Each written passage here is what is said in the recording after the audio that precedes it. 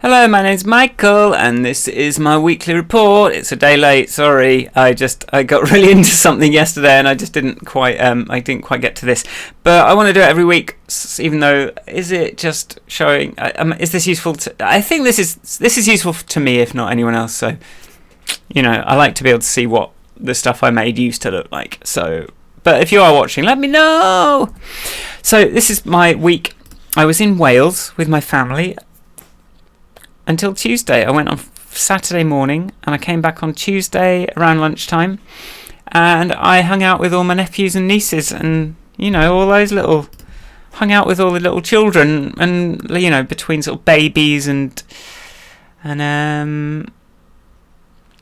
to like 7-8 years old. So it was nice to sort of connect with the children and just remind myself what it's all about, really. And then, I did look at my numbers, and my numbers, friends, are what I would call very encouraging. So this whole thing I've been worrying about is am I able to move the needle on these sales? And I've been sort of looking at them coming down, and they were coming down and down and down and down for ages.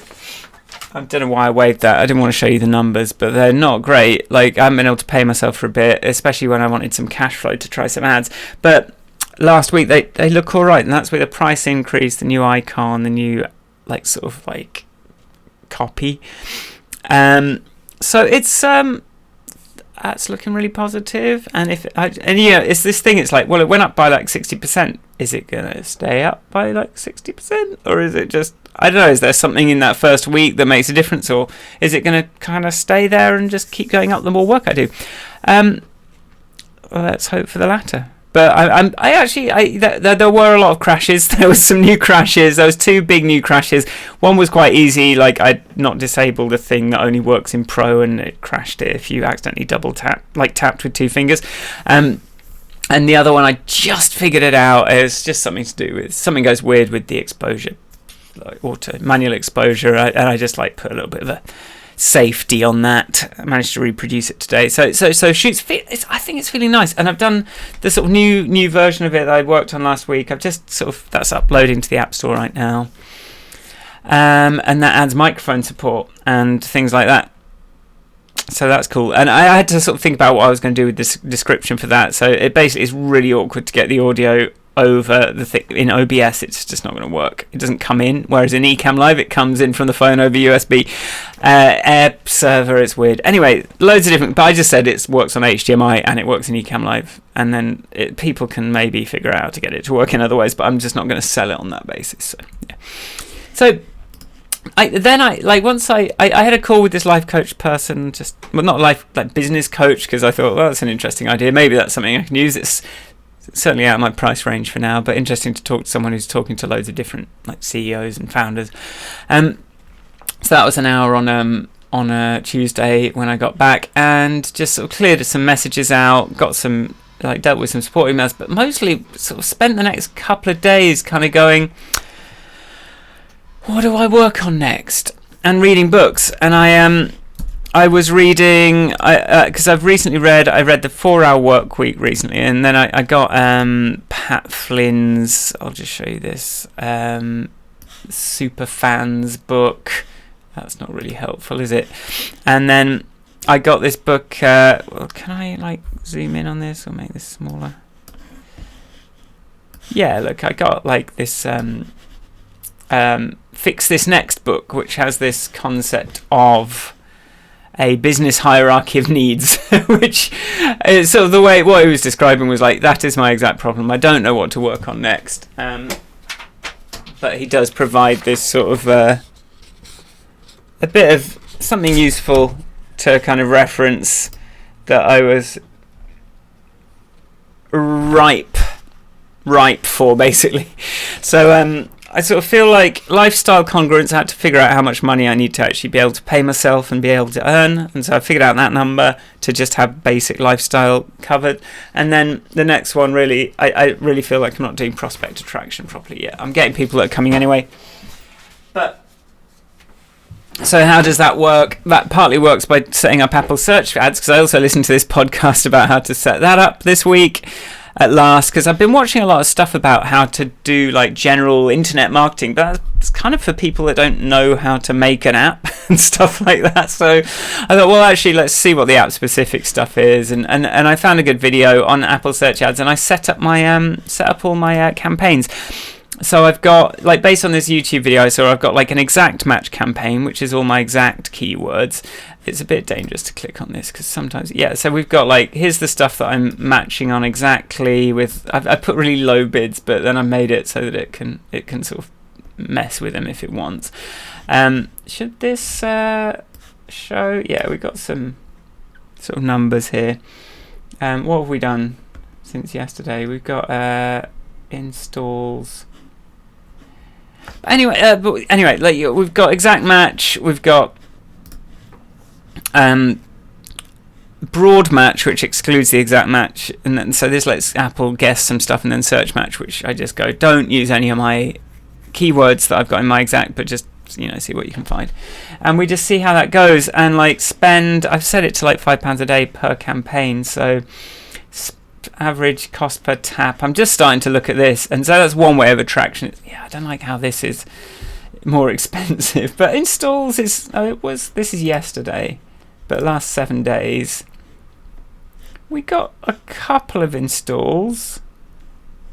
This was a nice £3 something yesterday, which is less than the price of the app, but it seems to have gone up above the price of the app now, although there is a subscription model as well. So anyway, so we're doing that. And then the other thing I've been working on is the whole in my blog posts I need a lead magnet, and so what I wanted to do was have like a PDF download to sort of help you get started streaming.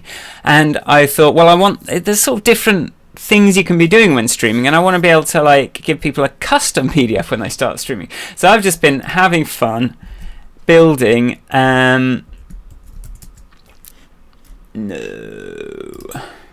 admin quiz designer. Right, so I've been working on this quiz designer for myself. Let's try zooming out and narrowing it so that we can see me still. So the idea is like, okay, what are you planning on streaming? Music, let's say performing with external gear. I want to spend like less than 100, and then it says here are your recommendations. Well, it won't say this. It will say sign up to the mailing list to download this thing, and I'm sort of tracking the answers. I'm tracking these resolved categories, and but to me the interesting thing here is this is how the quiz is created. It's basically like this resolves. I'm going to talk about this because I don't care. And if you're watching, you're watching. This is in Phoenix. I sort of want to show the code as well. You say, okay, here are my recommendation categories. So within the desktop software, we're going to have OBS, Ecamm Live, Twitch app, Streamlabs, OPS. So that's the desktop software. Then we've got audio capture. So that might be a USB microphone, lav mic, audio interface with the microphone plugged into it. Then camera recommendations. Obviously, I need to DSLR, right? And then capture card, of like Artem capture. That's just whatever that is. Sorry, I want to put that back to Elgato. And then lighting, maybe a ring light, or maybe just light your desk, right? So we can save those. And then we have a sequence of questions, and instead of going, okay, if you answer this one, each question can resolve a category of recommendations, and then it just knows to skip questions by whether that recommendation, that category is already kind of covered, or there are still possibilities within that category. So we go, okay, so if you're streaming music, it doesn't actually resolve anything, but it comes onto this next. How will you be producing it? Whereas if you say gaming, then it's going to resolve the stuff that. So this is the audio, is the only stuff that's resolved here. USB microphone, audio interface. Whereas if you say you're doing gaming, What happens if you say... God. Oh, no. You see, okay, it doesn't work very well, does it? This is, this is... I don't know. Now that I'm looking at this, I'm going... Because what I wanted to do was have this, like, graph of... It resolves each category, and then it just only asks you a question if it hasn't yet figured out what you need to do there. So the problem there is we pressed that, but this music one wants to resolve the audio category, which is an exclusive category. So you just have one thing in the category, but maybe that shouldn't be exclusive. It's one of those things where I've just tried to do something clever to try and minimize configuration to make it just like naturally fall out. Like, okay, so if you but what I could do here is if you go gaming, then I mean, if I added that gaming, you're going to need a USB microphone. Save that, and then but then that's not quite right, is it? Because you could use your headphones. Wait. How will you be producing music has gone. What are you planning on streaming? This should be 1. This should be 1. Save, sorry.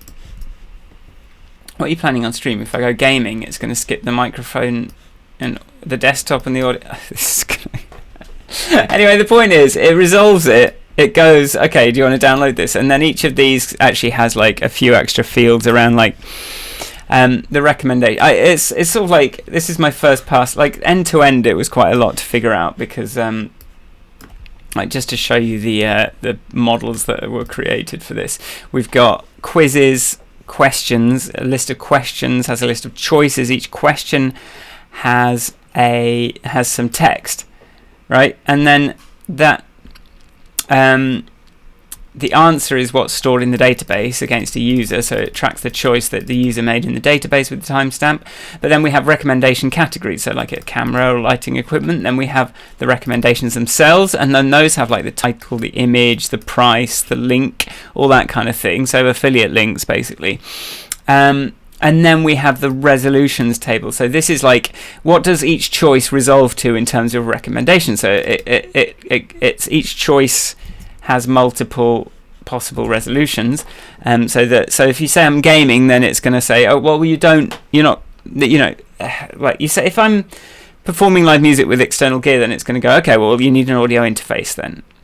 And there's going to be an explanation for that as well. Like so I can say you need an audio interface because you'll need to capture the external audio, right?